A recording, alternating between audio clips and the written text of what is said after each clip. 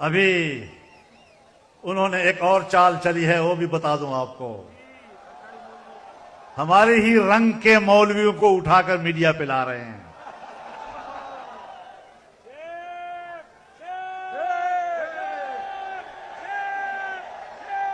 लेकिन मैं बताना चाहता हूं कि तुम जिस तरह उलमा को लड़ाने की कोशिश कर रहे हो, हम उलमा से नहीं लड़ेंगे।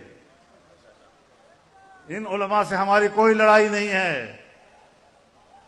हम जानते हैं कि इसके पीछे कौन कार फरमा है।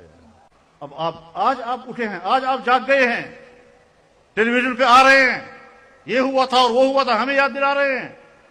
ओ बचूंगड़ो, तुम हमारे शागिर्द हो, वो तुम्हारी पगड़ियां हमने तुम्हें बंधवाई हैं, और पगड़ियों के ऊपर जो 2-3 चादरें आपने पहनी वो भी हमने उड़ाई हैं आपको। वाले कार मत बनो उन लोगों का जो दीनी उलूम के